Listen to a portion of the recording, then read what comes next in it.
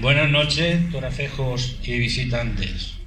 Señora alcaldesa, miembros de la Corporación Municipal y de la Comisión de Festejos, familiares, amigos, vecinos, visitantes. No quisiera comenzar sin expresar mi más profundo agradecimiento a la Corporación Municipal y en especial a Salvador Martínez Villacañas por permitirme el honor de pronunciar este pregón de la fiesta en honor a nuestro patrón, el Santísimo Cristo de la Veracruz. Quisiera, además, extender los agradecimientos a todos los que me han hecho posible que esté hoy delante de vosotros para pronunciar este pregón.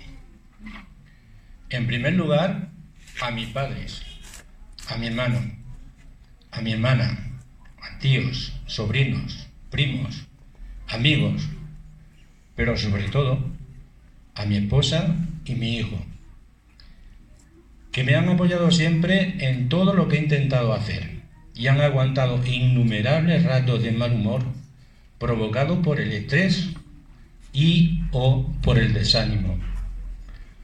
Me gustaría también agradecer a mis maestros y profesores que supieron inculcarme mi afición por los estudios y las manifestaciones culturales en general y por el teatro y la música en particular. Todos ellos me sirvieron de gran apoyo, de una u otra forma, para llegar aquí. Gracias de corazón a todos ellos.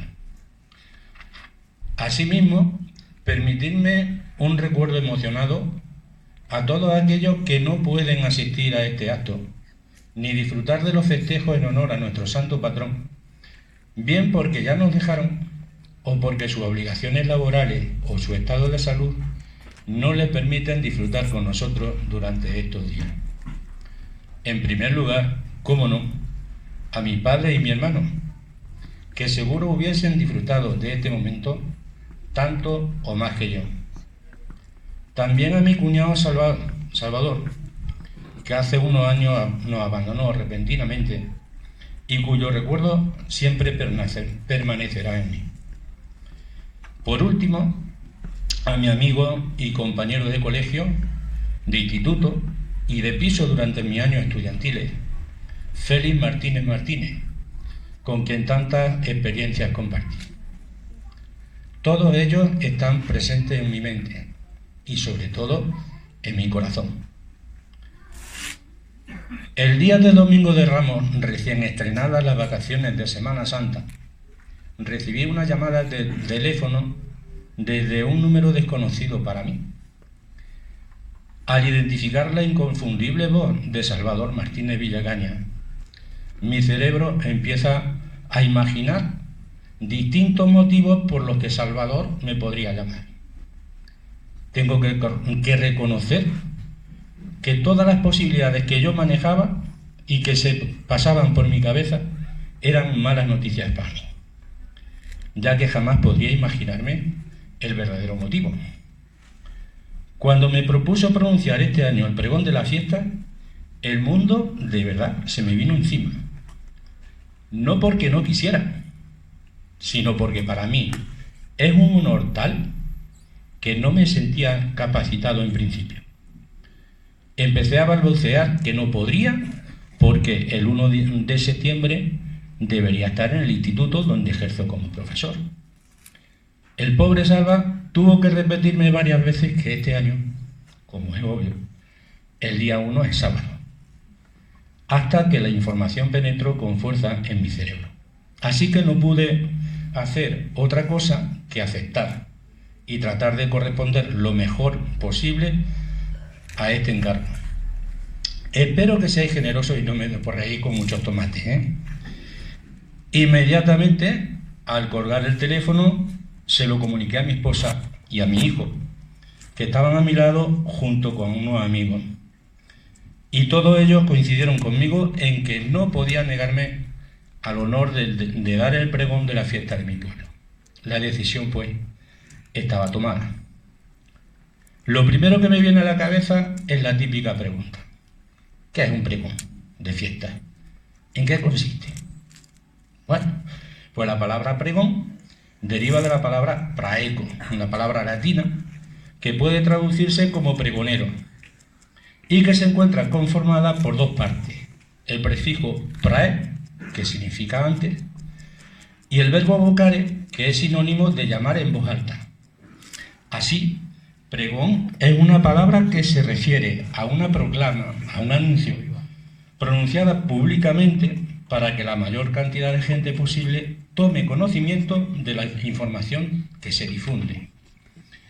Actualmente, la profesión de pregonero ha desaparecido, aunque aún recuerdo los dos últimos que conocí en Torafe, Máximo y Francisco. En su lugar, se ha instaurado una tradición según la cual algún miembro de la comunidad, que generalmente vive fuera de la localidad, se encarga de anunciar y alabar la fiesta. Innatorá representa mi origen, mi cuna, el desencadenante de mis sentimientos y emociones más arraigadas, y su recuerdo siempre me acompaña. Aquí fue donde nací, hace 57 años, en el seno de una familia humilde y trabajadora, de jornaleros agrícolas. Desde que era pequeño, veía a mi padre y a mi hermano, y a todas las personas mayores, trabajar duramente de sol a sol, para poder aportar a la casa el dinero suficiente para poder subsistir.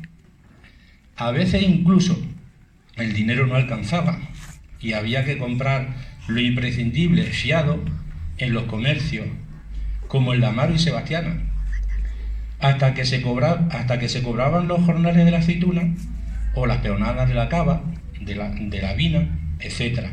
O hasta que se regresaba de la temporada de la vendimia en La Mancha o en Francia.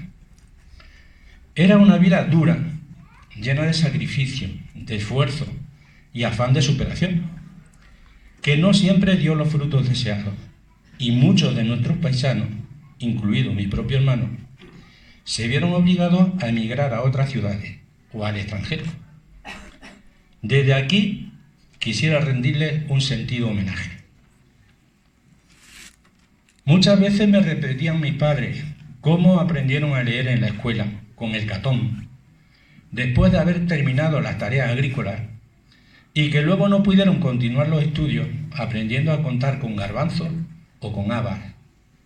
No obstante, eran de los poquitos que sabían leer y escribir, y por eso ayudaron a muchas otras personas a escribirles las cartas a sus novios o familiares.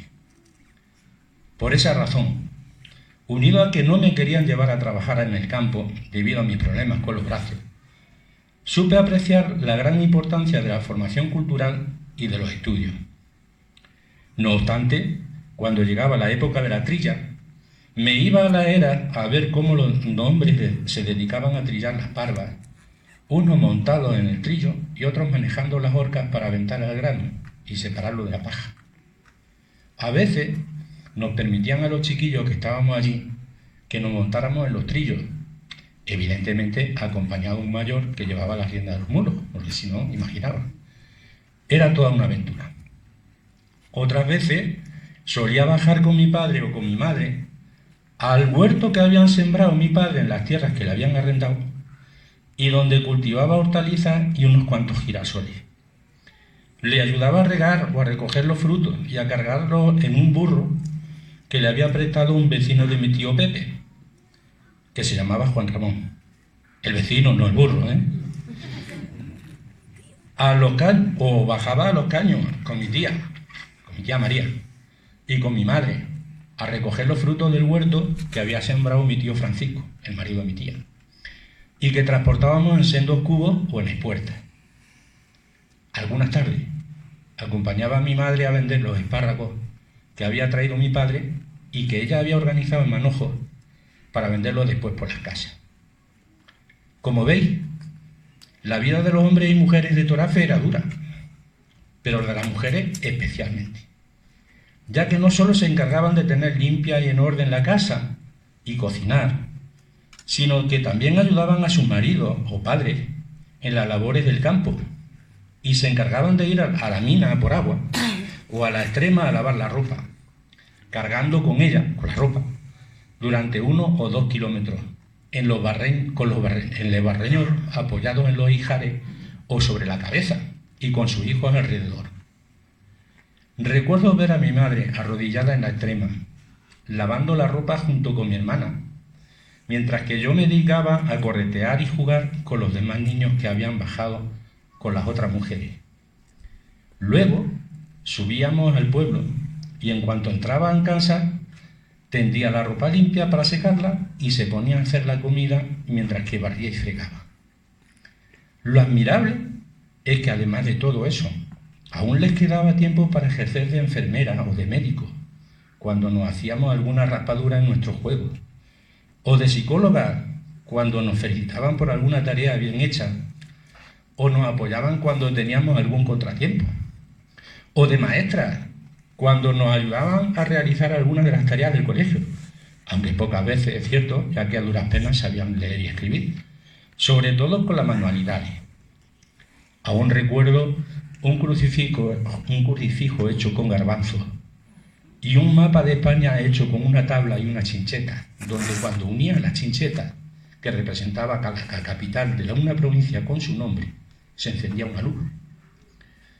Y siempre hacían eso con una sonrisa en los labios y con una canción de la que se escuchaba en la radio, inundando las casas y las calles de alegría. Nunca le agradeceremos lo bastante su labor. También son excelentes lanzadoras de objetos a distancia, no nos lo den. Lo demuestra el hecho de que de cuando en cuando se oye a alguna gritar: «Nene, como veas que te tire la zapatilla». En cuanto terminamos de oír la frasecita dichosa, ¡zas!, infaliblemente la zapatilla en cuestión impactaba con precisión matemática en el centro de la espalda o en el trasero.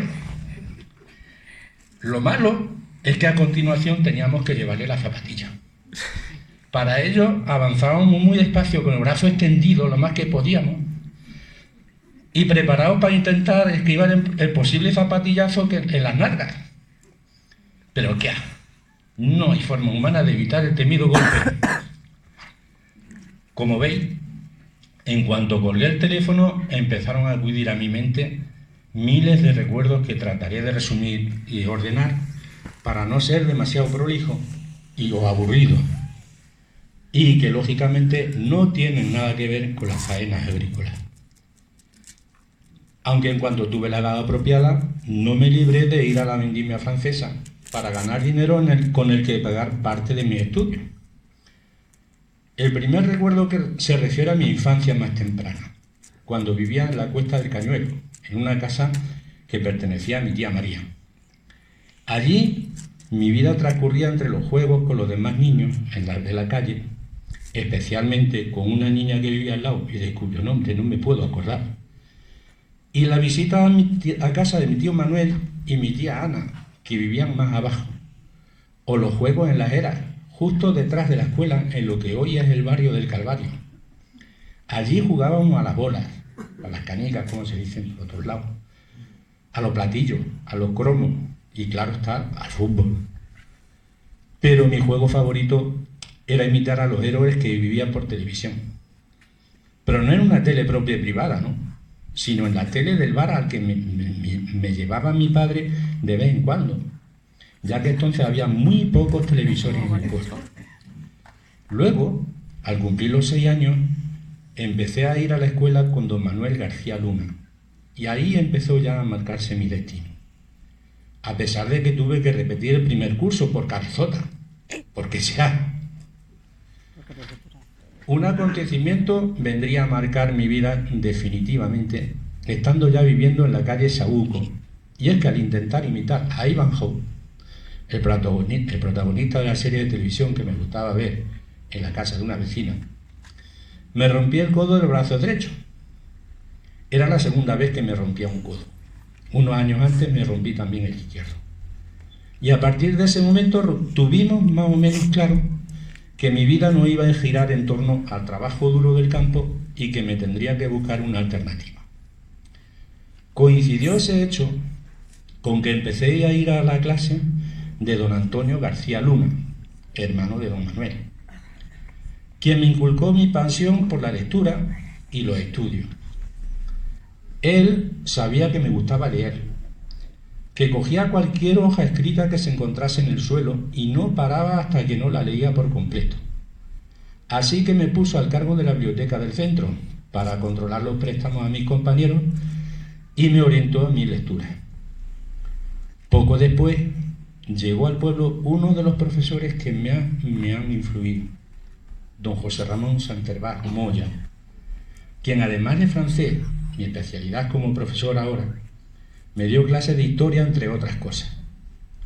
Con él hicimos alguna excursión que otra, pero sobre todo hicimos la representación de una obra de teatro, El cartero del rey, en la que los protagonistas fuimos Antonio García Buendía, María Martínez Agudo y yo mismo. Eso despertó mi afición al teatro, una afición que me ha acompañado toda mi vida. Unos años después, ya viviendo en la calle Cañuelo, en la casa que era de la suegra de Pedro Sánchez, que no es el presidente de gobierno, quien por entonces era taxista, sucedió el segundo acontecimiento que marcó para siempre mi vida. Ayudando a mi primo Juan, está aquí presente, a bajar una caja de cerveza a su casa, me caí y me rompí por segunda vez el codo izquierdo. En esta ocasión el codo me quedó muy mal y definitivamente me encaminé hacia los estudios, pues sabía que en el campo no tenía futuro ninguno. Poco después empecé los estudios de bachillerato en Villacarrillo y como éramos muy pocos, nos llevaban Juan Agudo Gutiérrez y su hermano José en el taxi que por entonces tenían. Luego, al aumentar el número de estudiantes, empezó a llevarnos Ramón Anaya en su autobús, hasta que finalmente me marché a Granada a estudiar filología francesa, como bien ha dicho mi compañero el año pasado.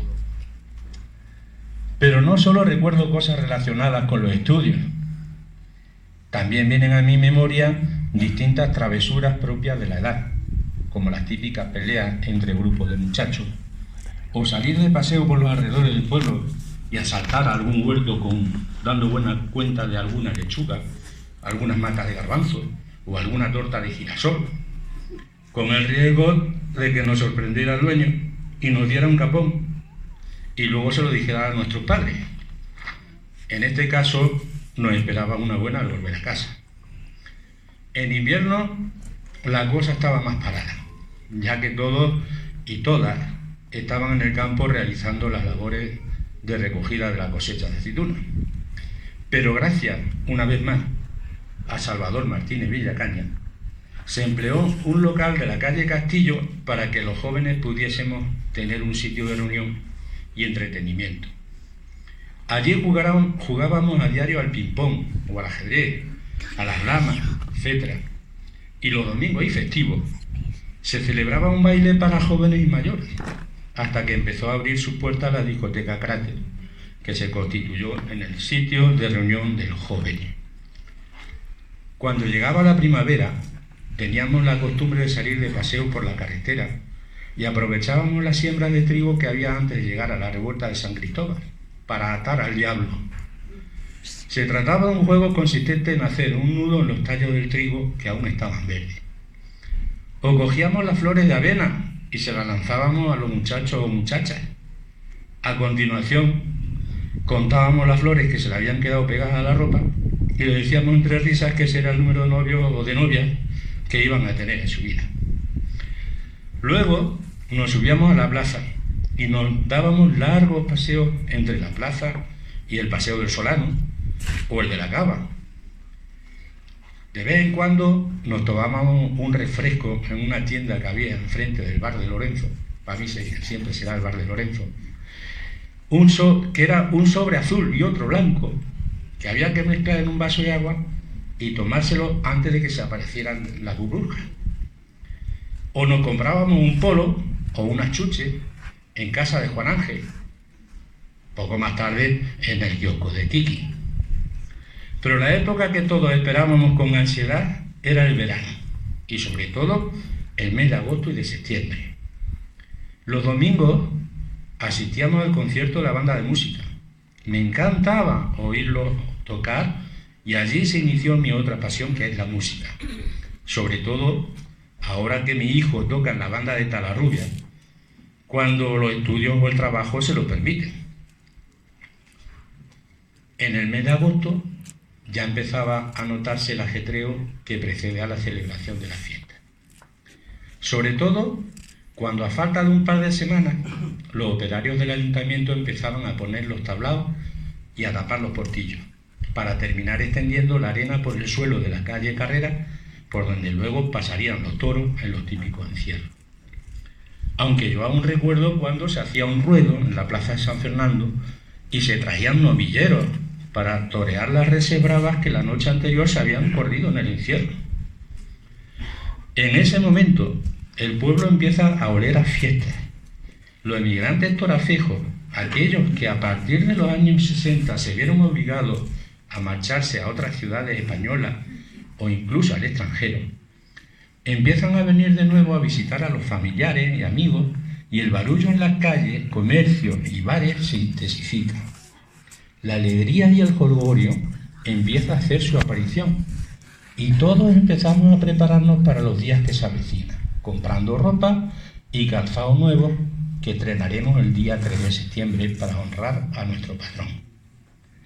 Acumulamos comida y bebida para atender a los huéspedes que, como cada año, recibiremos con los brazos abiertos. La peña ultima sus preparativos y este año, como preludio, hemos recibido a nuestra patrona, la Virgen de la Fuensanta, a últimos de agosto. Para proclamarla patrona dignatora y alcaldesa honorífica, pero alcaldesa honorífica perpetua, para que no se tenga que presentar otra elección. Para los niños era algo mágico.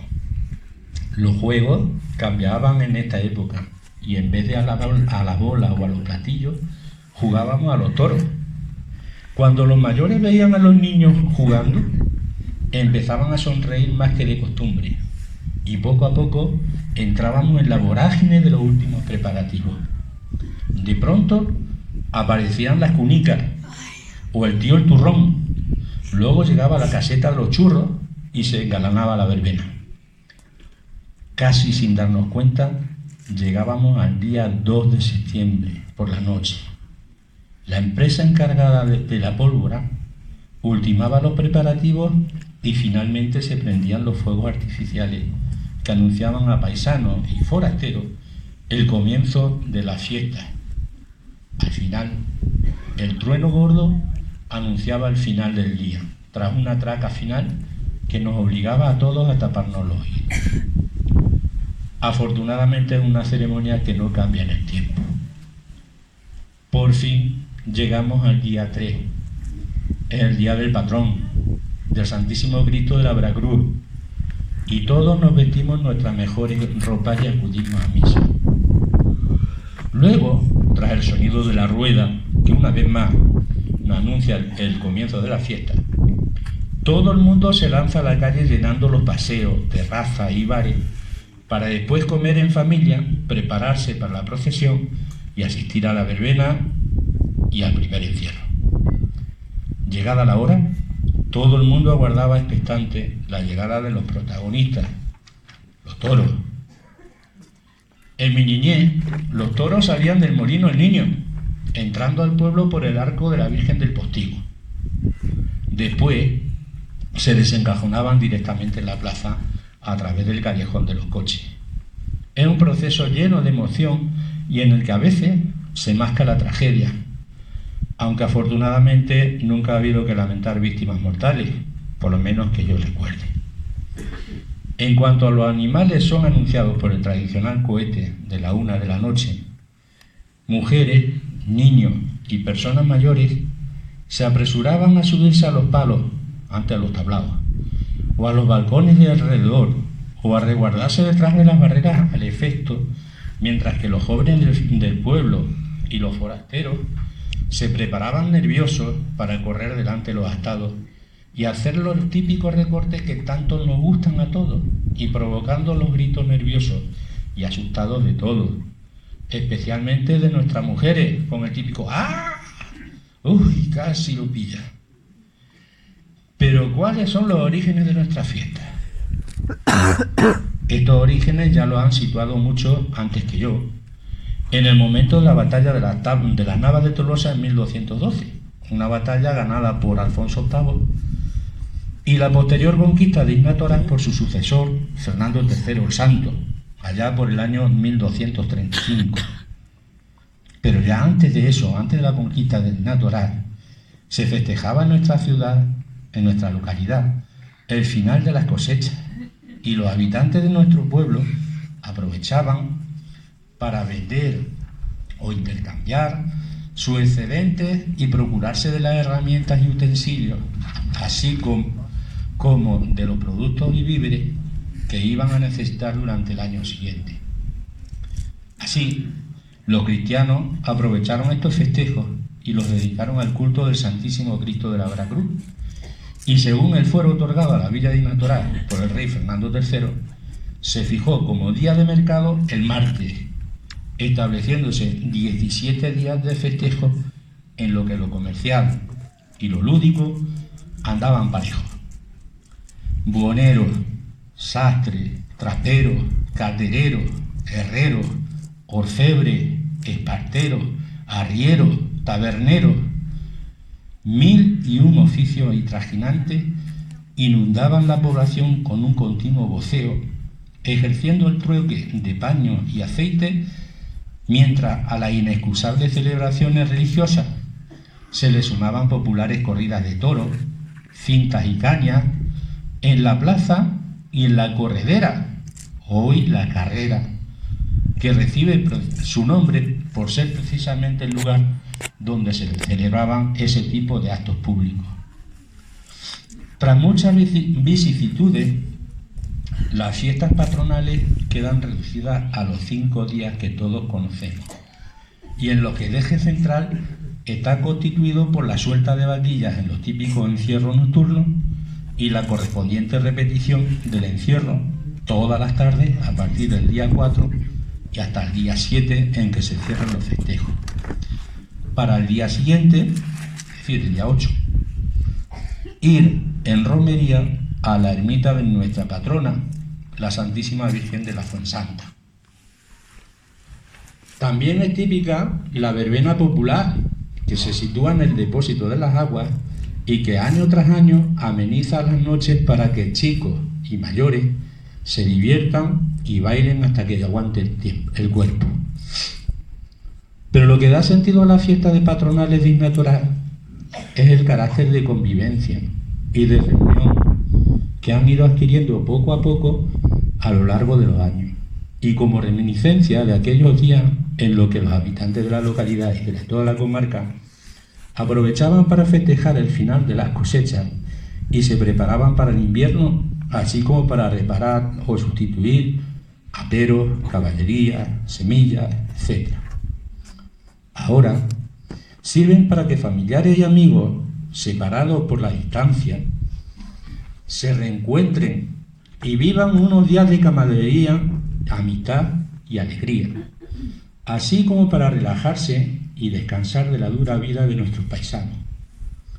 Además, y aquí hay que felicitar a las sucesivas corporaciones municipales, desde hace unos años se vienen planificando distintas actividades durante el mes de agosto para que los toraceños que no pueden acudir a la fiesta, al menos tengan la posibilidad de reunirse con familiares y amigos y disfrutar juntos una vez al año.